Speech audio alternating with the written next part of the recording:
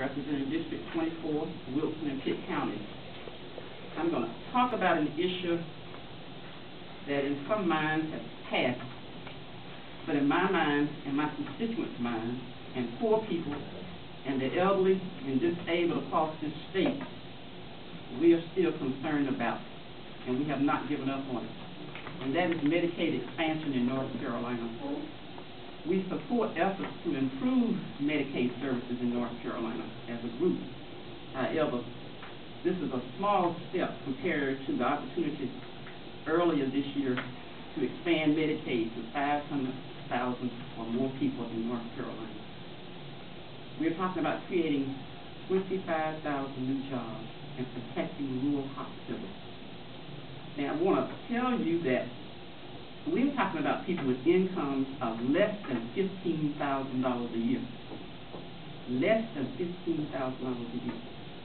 Who have no access to life-saving medical care.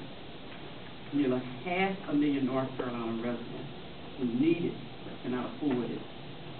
So we are advocating on behalf of the elderly, the low-income individuals, and disabled that this issue be reconsidered.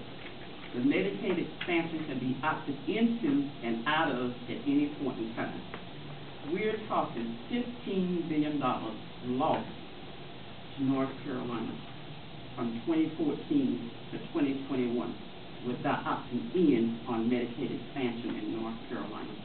So we will continue this fight and continue to know that the governor and the powers that be here in the legislature can opt in on this Medicaid expansion at any point in time. We're talking saving 3,000 lives in the state of North Carolina, according to the New England Journal of Medicine. Who wouldn't want to save 3,000 lives a year? It is the death rate for African Americans that we're concerned about. African American babies are more than twice. They experience more than twice the death rate that white babies in North Carolina experience. Why? Largely due to differences in insurance coverage. Expanding Medicaid would cut the difference in uninsured rates between whites and blacks in North Carolina by more than half. Moreover, it would cut the differences in uninsured rates between whites and Latinos by 1/4.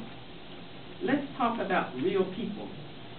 Let's talk about Lafayette Montague, a U.S. veteran, 59 years old, lives alone and rents for $250 a month, an old farmhouse in Zebulon, North Carolina, with inefficient insulation, owned by the family of a previous employer who promised Lafayette that he could live there.